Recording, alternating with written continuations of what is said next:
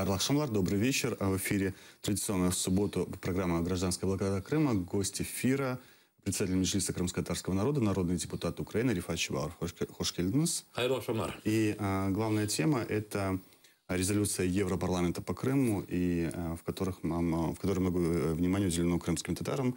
Звучит теза о том, что Россия целенаправленно нарушает права крымских татар в Крыму. Но везде отмечается, что эта резолюция имеет рекомендательный характер. Что это означает рекомендательный характер и каково может быть ее практическое применение этой? Ну, для России в ее сегодняшнем состоянии все, что принимается в международных институциях, считайте, что имеет рекомендательный характер. И даже там, где Россия является стороной, участником, ну, скажем, Совета Европы, и где она брала на себя определенные обязательства, иначе нельзя вступить, скажем, в Совет Европы, ну, скажем, полностью выполнять решение Европейского суда по правам человека, и тем не менее Россия сейчас срочно меняет свое национальное законодательство для того, чтобы не выполнять решение, в данном случае, Совета Европы. Мы сейчас говорим о Европарламенте. Европарламент, который охватывает всех членов, 29 членов, и чьи исполнительные структуры, в общем-то, ведут очень системную политику санкций в отношении России. Проще говоря, это все ведущие государства европейские, которые координируют свою политику по отношению ко многим современным вызовам, и у них единая политика в отношении России. Это резолюция, которая посвящена исключительно вопросам прав человека в Крыму и особенно крымским татарам. Она закладывает еще один фундамент для расширения возможностей этих стран для деоккупации Крыма. В этой же резолюции звучит о том, что санкции будут сняты после деоккупации, да, Крыма. Сейчас вы обратили внимание, что экспертное сообщество ведет дискуссии. О чем здесь идет речь? Да, вот как раз таки, потому что там звучит фраза «соответствующие санкции», а «соответствующие» это означает тот список слабых санкций, так называемых, да, не таких сильных, как по Донбассу. Ваши телезрители уже, мне кажется, тоже настолько хорошо разбираются. Сейчас, условно говоря, есть два пакета санкций. Первые, которые были наложены в отношении России или объявлены в отношении России после оккупации ею Крыма, и вторые уже после кровавых боев на части территории Донецкой и Луганской областей, поскольку там участие России было бесспорным. И, разумеется, вот этот второй пакет санкций, он является для России наиболее таким обременительным и наиболее болевым. И сейчас, с точки зрения выполнения Минских соглашений, Россию все время как бы стимулирует тем, что как только вопросы, связанные с Минскими соглашениями, будут все разрешены, то с России снимут вот этот пакет акций, наиболее для России, пакет санкций, наиболее для России обременительных. В то же время вы знаете, что идет внутренняя дискуссия, особенно в Украине, необходимо ли это. Но и мы, как Меджлис крымского народа, на международной арене говорим о том, что оставление лишь санкций за Крым, оно... Россия их может пережить. В общем, да. И сейчас во многих документах, в том числе и в Минских соглашениях, сейчас идет борьба интерпретаций. Мне кажется, в этой резолюции европарламентарии тоже оставили широкое поле для интерпретации. Мы воспринимаем это заявление, и украинская сторона будет себя так вести, что речь идет о всех санкциях уже в виде объединенных. Хотя Россия будет говорить о том, что здесь речь идет только о Донецке. Разве Минские соглашения можно интерпретировать так, чтобы они касались Крыма? В Минских соглашениях есть нормы, которые говорят о том, что целью и задачей этих соглашений является восстановление территориальной целостности Украины. Точка. А восстановление территориальной целостности Украины может быть без возвращения Крыма? То есть никаких «но» в этих Минских соглашениях нет. «Но» без территории Крыма там нигде не звучит. Я хочу сказать о том, что все дальнейшее развитие событий будет происходить ровно таким образом, насколько та или иная сторона сможет, ну, скажем так, вот в результате вот этой сложной и дипломатической, и политической вот такой деятельности ослабить позицию другого. Я сейчас не хотел бы давать какие-то рецепты для российской стороны, но хочу сказать о том, что все то, что она совершила, особенно в течение 2014 года, вот России прощено не будет. Россия обязательно возвратится в правовые рамки и принципы международного права. Но в ситуации, когда во главе России находится Путин, здесь еще есть разные тактические моменты, которые, в общем-то, находят отражение, в том числе через приоритеты или через какие-то этапности, ну, в частности, в санкциях. А вот как вы лично видите включение России в переговорный процесс по Крыму? Потому что, словами Пескова, мы услышали о том, что вопроса Крыма как такого не существует. Россия не намерена включаться в переговоры. Я имею в виду Меджлис крымского народа, и особенно в течение 2015 года во всех своих встречах, визитах, поездках, и в том числе с ведущими политиками, главами государств разных, с министрами иностранных дел, мы настаивали на том, что необходима отдельная площадка по диалогу по возвращению, по деоккупации Крыма. В одно время мы предлагали как вариант расширения Минских соглашений, вот, особенно когда было видно о том, что действия России, они настолько, в общем-то, алогичны вот в рамках этого процесса. Но в итоге мы, в общем-то, приходим к какому-то пониманию, и президент озвучил это как формулу «Женева плюс». Я знаю, что наш министр иностранных дел господин Климкин уже ведет переговоры с рядом министров, своих коллег, с рядом государств. Я думаю, что в ближайшее время, и плюс, кстати, в резолюции Европарламента поддержана эта инициатива создания отдельной международной площадки по Крыму. Мы заставим Россию возвратиться к вопросу Крыма. Пока еще отношение России здесь исключительно такое. Как только где-то или на дальних подступах, или в ходе каких-то уже диалогов упоминается другой стороной слово «Крым», они сразу встают и говорят, это наша территория, мы ее обсуждать не будем. Это пока. Но вот когда готовилась эта резолюция Европарламента по Крыму, вам, наверное, приходилось контактировать с европейскими политиками. А ключевые страны Евросоюза готовы ли поднимать тему Крыма? Я хочу сказать, что в Европарламенте есть очень такая украинская потужная, мощная группа европарламентариев. Они структурировались. Это группа друзей Украины, поддержка Украины. Ее возглавляет один из литовских парламентариев. Но в эту группу входят парламентарии из разных стран, в том числе тех стран, в которых Россия очень усиленно работает. Скажем, Чехия, Венгрия, Хорватия. Ну, разумеется, там и парламентарии Великой Британии и других государств. И вот то, что касается самой основы этой резолюции в виде проекта, они ее очень хорошо выписали и, разумеется, при этом опирались на многочисленные материалы и результаты тех встреч, которые у них происходили, в том числе и с членами Меджлиса крымского народа.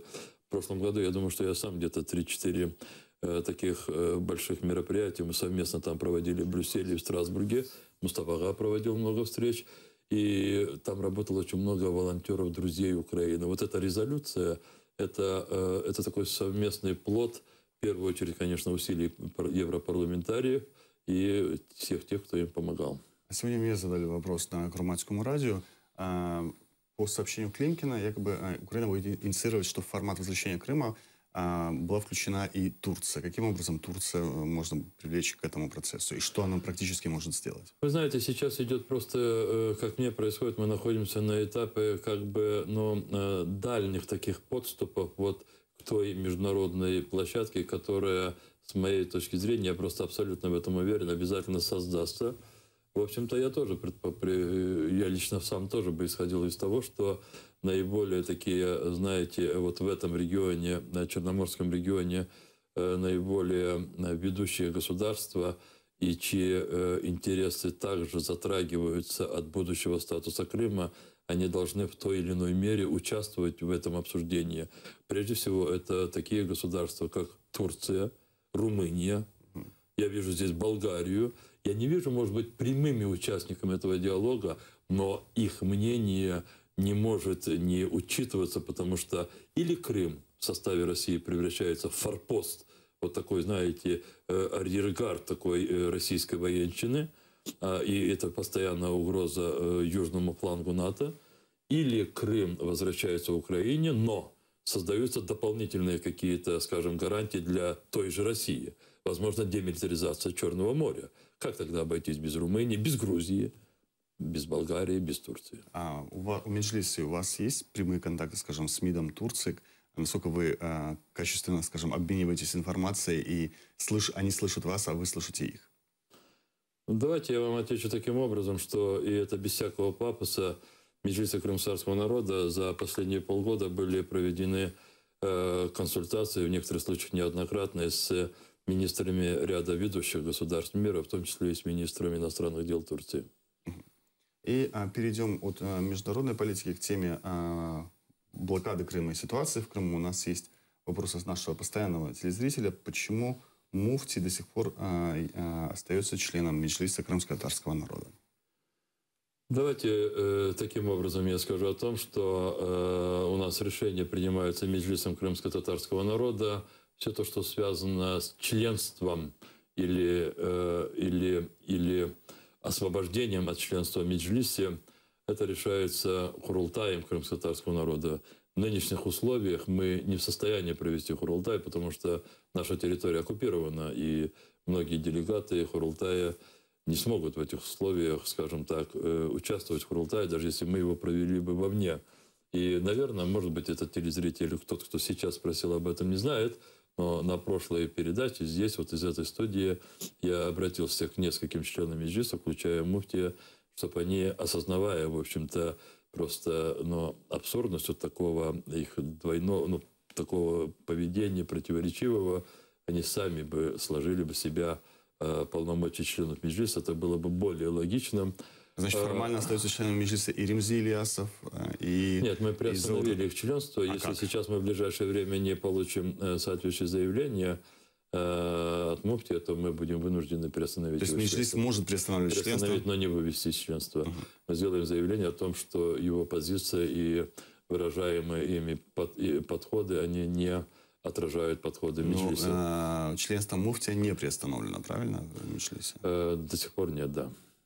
Вы сохраняете возможность для муфтия как бы для его маневра или почему? Нет, мы не сохраняем возможность для маневра. Мне кажется, вот в той ситуации, в которой оказался наш народ, и тогда, когда мы практически все хорошо знаем друг друга, здесь особо нечего маневрировать. Или ты стоишь на стороне зла, какими бы себе мотивами это не объяснял, и ты всегда молчишь о убитом Ришате Аметове, ты всегда молчишь о десятках выкраденных и отсутствующих без вести молодых ребят, или некоторых, которых мы нашли убитыми. Ты всегда молчишь в отношении того, что Ахтем Чийгоз, Али Асанов, Мустафа Дегерменджи, Нури Примов, Пираз Зайтулаев и многие другие находятся в заключении, и ты только лишь восхваляешь ту власть, которая сегодня временно правит Крымом, и тогда соответствующим образом тебя относится весь народ. Они могут тебе это в лицо не посметь сказать, потому что есть очень много вызовов и страхов. Или ты все-таки, по крайней мере, сохраняешь свое достоинство. Если ты даже не можешь открыто выступить против оккупационной власти, то ты, по крайней мере, ей не служишь. Две позиции сейчас может быть. Ну вот последняя конференция, которая была в Крыму, которая собрала представителей 350 религиозных общин Крыма в поддержку муфтия, говорит о том, что фактически видимость массовой поддержки у муфтия среди крымских татар, проживающих в Крыму, есть. Осман, я не знаю, помните ли вы это, просто вы достаточно молоды. Буквально накануне то, что случилось, скажем, для нас, в общем-то, не просто такой какой-то отдаленной стране, там у нас большая диаспора живет, крымско-татарская Румыния. У Чаушеску поддержка, которая ему якобы оказывалась в румынском обществе, тоже зашкаливала за 90%. Но, тем не менее, в один прекрасный момент народ восстал, и не только его сверх, но и, в общем-то, расправился с этим диктатором чудовищным образом, с моей точки зрения. Можно было его наказать, может быть, по-другому. Поэтому, когда мы говорим о каких-то видимых, но создаваемых искусственно формах поддержки в Крыму, надо всегда исходить из того, что эти люди живут под гнетом оккупантов. Если российская власть поставит себе задачу собрать тот Курултай, который избран был в 2013 году в Крыму, ведь у них есть все инструменты для того, чтобы этот кворум был.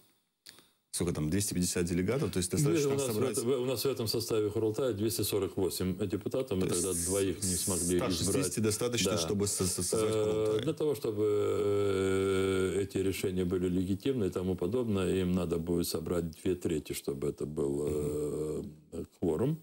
а потом принимать решение большинством из тех, кого они собирают. Мы считаем, что 160 человек. Ремзи Ильясов пытался это уже сделать в протяжении второй половины 2014 и первой половины 2015 года. Им это не удалось. Может, не все силовые возможности были включены? То есть у России давайте мы сейчас будем подсказывать Поклонской, Аксеновой и всем другим, что им еще надо сделать. Я думаю, что им уже пора думать о том, что куда они смогут выехать из Крыма в тот момент, когда Крым будет возвращаться в состав Украины. Мне кажется, этих людей... А что, есть много вариантов, куда выезжать? По большому счету, наиболее таких, скажем так, известных и совершивших преступления коллаборантов практически возможности выехать куда-то нет. Потому что в любом случае они будут выданы Международному суду, который, у меня нет сомнений, обязательно будет в отношении тех, кто совершил эти преступления. Давайте немножко поговорим о бюрократии, которая занимается сейчас вопросами Крыма и крымских татар. Есть уполномоченный по делам крымско-татарского народа и его офис, это Мустафа Джемилев, да? Есть, если я не ошибаюсь, также называется служба по делам Крыма, да, госслужба. И что еще? Вот какие-то еще структуры. Смотрите, давайте таким образом будем исходить, я очень быстренько. Но у нас же в нашем государстве, да, есть разные ветви власти, и вообще мы живем в парламентско-президентской республике. И каждый государственный орган в мерах своих полномочий, он определяет не только свою политику, свои действия в конкретных направлениях. Есть президент. Президент – гарант Конституции. И вот при президенте есть уполномоченный президента Украины по правам крымского народа. Наш президент и вполне обоснованно таким уполномоченным увидел и с согласием Мустафы назначил его этим уполномоченным. У уполномоченного есть небольшой офис, там, я, наверное, ошибусь, но я думаю, там 4-5 человек, которые... Какие полномочия уполномоченного? Очень многие полномочия, но они все носят такой рекомендательный, консультативный характер. Мустафа по любому вопросу, который он считает имеет отношение к проблемам крымского народа, может всегда, и он имеет такую возможность, всегда изложить свою позицию и предложить ход решения. Вот это то, что касается уполномоченного. Это президентская, да, такая сторона. Теперь то, что касается Кабинета министров, Государственная служба по вопросам автономной республики Крым и города Севастополя. То, что Нариман Устаев возглавляет. Это Нариман Устаев. Которая, эта служба тоже начала работать буквально, начала ли она полноценно работать, я тоже еще, наверное, не имею такой возможности сказать, но пока она создавалась, пока помещение, пока, все то, что связано с украинской бюрократией, но теперь они уже, вот их участие в какой-то мере уже чувствуется, у них есть выписанные постановлением Кабинета министров их полномочия. Но в то же время есть министерства и ведомства, которые продолжают выполнять свои полномочия в рамках своих обязанностей. Скажем, в бюджете Украины предусмотрены определенные ресурсы, и распорядителем этих ресурсов является Министерство социальной политики Украины.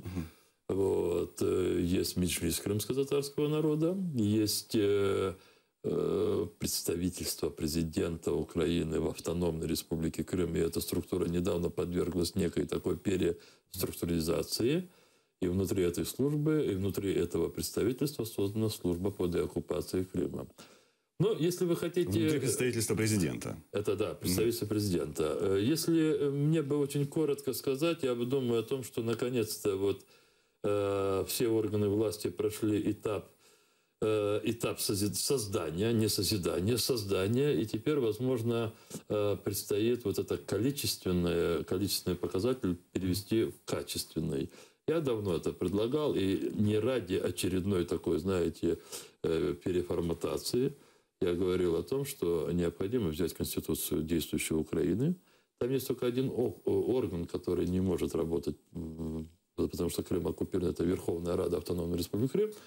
Но ряд органов исполнительной власти, необходимо их восстановить, и, возможно, они поглотят уже существующие вот эти структуры.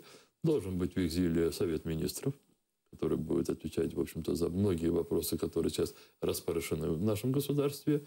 Но создано Главное управление уже прокуратуры, есть Главное управление милиции, Главное управление СБУ, которых еще не слышно. Эти органы должны настолько живо работать, чтобы они выполняли свое направление. И мы не только мониторили то, что происходит в Крыму, но и возбуждали уголовные дела, вели расследования и тому не подобное. эффективнее ли было бы создать министерство, вот по то, каким путем пошли по Министерству информационной политики? Мы же понимаем, почему создавалась там не госслужба, не комитет, а именно министерство, потому что у министра есть возможность участвовать в заседаниях Кабинета министров, его голос влияет на принятие решений на Кабмине, его всегда слышно, ну, то есть это определенное... У нас есть закон Украины о Совете министров Автономной Республики Крым.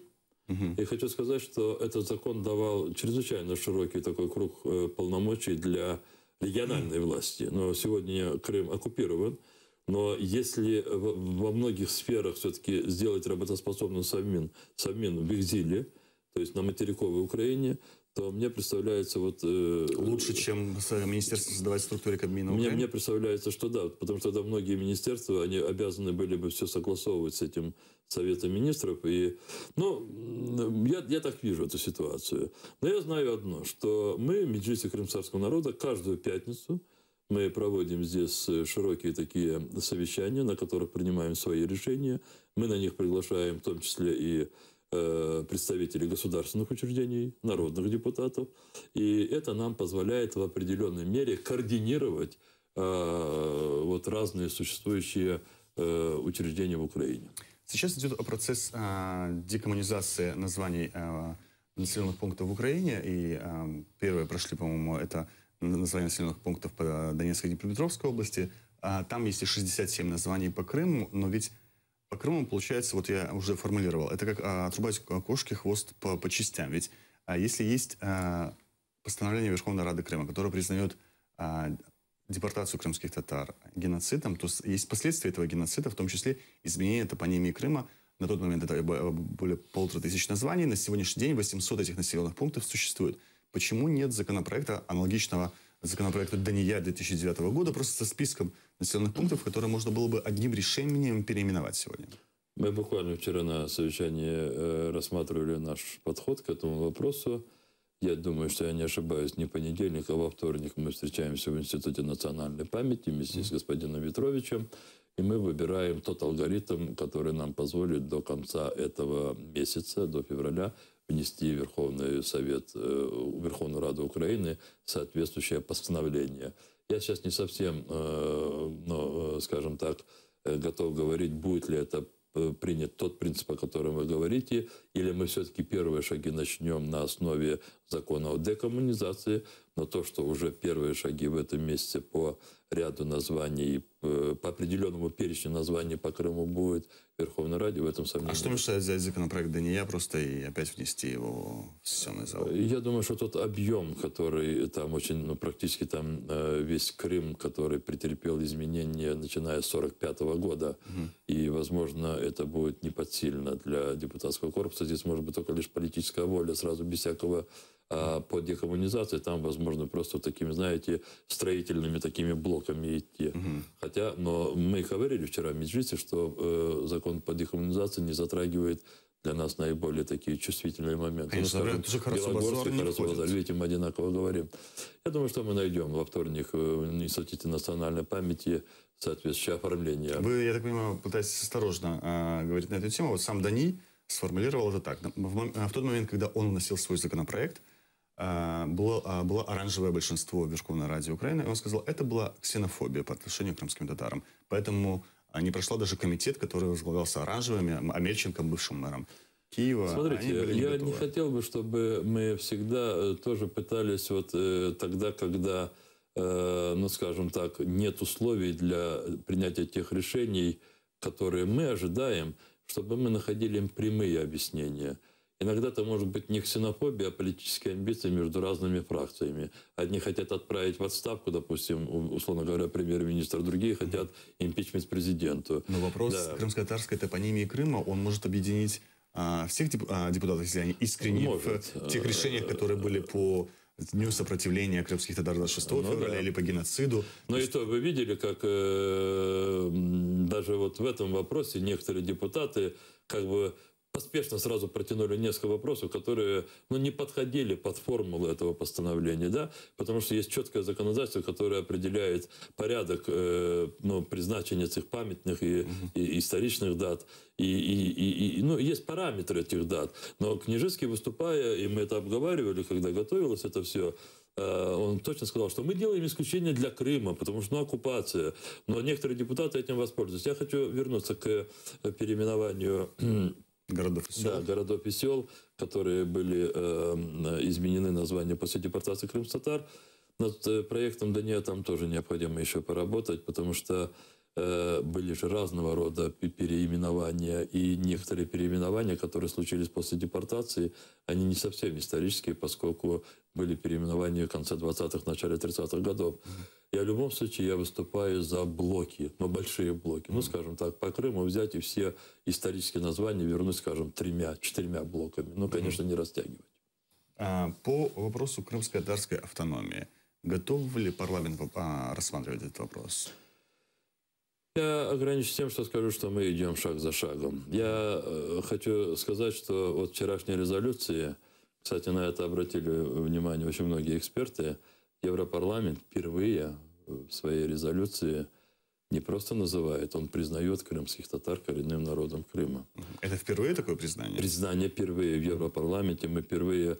Я, может быть, чуть приоткрою. Мы, конечно, работаем над тем, чтобы в тех документах, которые принимаются или Советом Безопасности, но здесь я особо, в общем-то, не скроешь ничего, позиция России, она не позволяет проходить ни одним таким формулировкам, которые соответствовали бы статусу крымско-татарского народа, но, тем не менее, начиная с Совета Безопасности ООН и кончая разными форумами, которые являются для ООН постоянными, мы работаем над тем, чтобы в этих основополагающих документах в перечень коренных народов уже устойчиво входили крымские татары.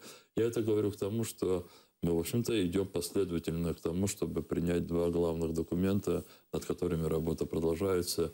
Это закон о статусе крымского народа и соответствующий раздел Конституции Украины. О статусе автономной республики Крым. Конечно, немножко терпения. Немножко просвещения, немножко, может быть, у некоторых размышлений. Но мы идем по этому пути. Вопрос от нашего постоянного телезрителя, которому мы не можем отказать. Почему нет решения Меджлиса крымско-татарского народа по батальону имени Номана Челевиджихана? Меджлис крымско-татарского народа не создает батальоны. Я как-то говорил всем, в том числе тем людям, которые очень, скажем так, приложили много сил для того, чтобы такое подразделение создавалось. Давайте уже всю тематику, связанную с батальоном, переводить уже не публичное обсуждение. Я могу сказать, что я сегодня встречался с одним из руководителей, и мы обсуждали этот вопрос. Я знаю, что батальон Крым будет, и в этом батальоне будут служить люди разных национальностей, и в первую очередь крымские татары. Я знаю, что в этом батальоне будут учтены отдельные религиозные и иные особенности. Но теперь, вот с этого момента, я еще раз просто повторяю, в том числе для вашего читателя, который постоянно задает этот вопрос, публично это обсуждаться нигде не будет. Единственное, когда этот батальон торжественно будет открываться, мы тогда пригласим все средства массовой информации. Где реальная помощь крымским татарам от Турции? Не от дернеков, а от официальной Анкары? Вся официальная помощь Турции оказывалась и будет оказываться исключительно на линии взаимоотношений между двумя государствами. Есть она вообще? И о чем может идти речь? О какой помощи? Я не посвящен, скажем так, во все сферы взаимоотношений нашего государства с другими своими соседями, но в то же время хочу сказать, что если кто-то очень хочет для себя хотя бы просто ответить на общую формулу, есть это помощь или нет, пусть посмотрит последние контакты между высокодолжностными лицами двух государств. Посещение одного руководителя РНБО, потом министр иностранных дел. Буквально через некоторое время здесь будет премьер-министр Турции, потом будет президент Украины. Я думаю, что частота президента Украины будет с визитом в Анкаре. Это говорит о том, что между двумя государствами во всех сферах отношений есть значительный прогресс. И зачем об этом сейчас тоже говорить в открытой прессе? Киевское землячество крымских татар. Где оно, чем оно сейчас занимается, чем занимается человек, который его создавал, Аслан Омер Харамбул. Киевское землячество находится в Киеве, там есть свой устав. Это одно из многих общественных организаций. Киевское землячество с некоторой своей историей, оно дольше и больше существует, чем другие общественные организации, которые создались уже после оккупации, поскольку здесь на материке стало много крымстатар. Я хочу сказать о том, что это действительно очень хорошая черта, которая нас отличает. Мы последние 2 десятилетия просто набрались опыта в том, что когда у нас есть проблемы, их лучше решать вместе, объединившись. И очень многие люди сразу объединяются в общественные организации. Я сейчас не готов говорить точную цифру, но на материке сейчас более чем 25 общественных организаций крымских татар. Киевское землячество – одно из старых землячеств. Оно было, наверное, одним из первых.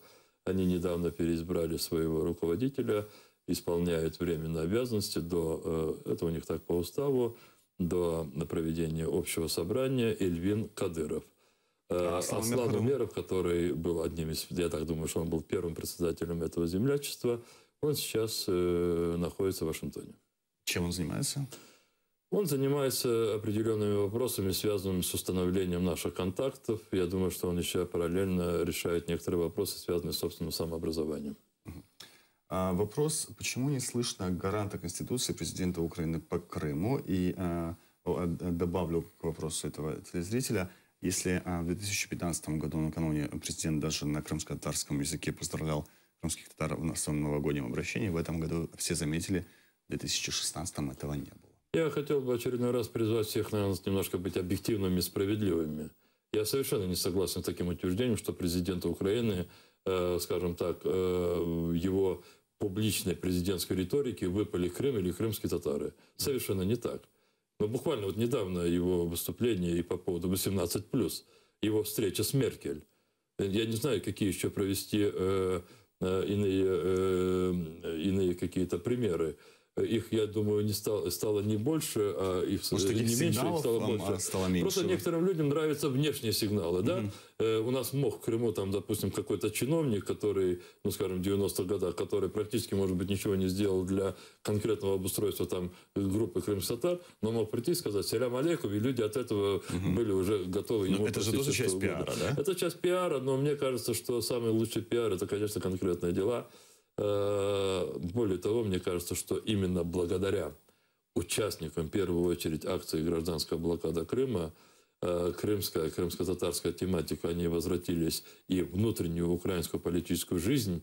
И президент очень часто использует эту тему для того, чтобы проявить свое видение или привести на основе вот той ситуации, которая случилась в оккупированном Крыму, своих партнеров западных необходимое чувство для того, чтобы они помогали Крыму возвратить Крым. И вот вы затронули тему гражданской блокады Крыма. Она была призвана для того, чтобы прекратить коррупционную торговлю на оккупации, но ни в коем случае не осложнить жизнь граждан Украины в Крыму. И вот вопрос, почему было принято постановление 1035, которое теперь запрещает гражданам Украины в Крыму выезжать на своих микроавтобусах или грузопассажирском транспорте в Крым. Таких вопросов несколько. Действительно, люди теперь не могут даже с пустыми грузовиками своими, если они выезжают, например, жить в Украину, они не могут вывести. Давайте будем откровенны здесь. Да? Я действительно к этому всех призываю. Для того, чтобы, если вы хотите определенным образом установить параметры взаимоотношений, в данном случае материковой Украины с оккупированным Крымом, вы должны очень четко поставить перед собой задачу. Если нашей одной из задач является это максимальное удорожание России, содержание Крыма, то очевидно, что принятые меры в этих целях, они обязательно также затронут интересы, в общем-то, конкретных людей или даже большой группы людей. Ну, скажем, поставка товаров, да, безграничная, электроэнергии, обмен продукциями, банковские какие-то. То есть давайте грубо скажем, да, или проще, вернее, и открыто скажем. Мы хотим максимально содействовать Москве, чтобы легитимизировать свое незаконное там пребывание. И при этом, конечно, каким-то образом, скажем, помогать даже ей в этом. Или мы хотим создать такие условия, чтобы России было максимально незручно, да, украинскую мову. Неудобно. Да, неудобно и невозможно содержать Крым. После того, как было принято постановление, и благодаря этому постановлению мы смогли свернуть в той форме и в такой численности гражданскую блокаду, мы сейчас переходим уже совершенно на другую форму. Буквально с 15 февраля там будут исключительно такие мониторинговые группы гражданского объединения «Аскер». Сейчас ставятся вагончики уже прямо там, где пограничники и таможенники. Это на Чангаре, на Каланчаке и на Чаплынке. И задача наших людей будет мониторить исполнение принятых правовых актов так, чтобы люди не чувствовали особых проблем. По постановлению есть немало вопросов.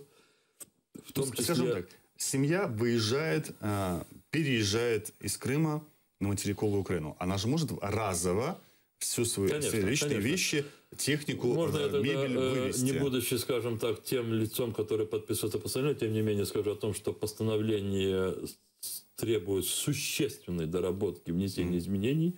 Этим сейчас занимаются и автономно ряд правозащитных групп. Понедельник мы в Меджлисе проводим встречу с правозащитниками и даем уже какую-то нами окончательно сведенную позицию в кабинет министра для того, чтобы внести эти изменения.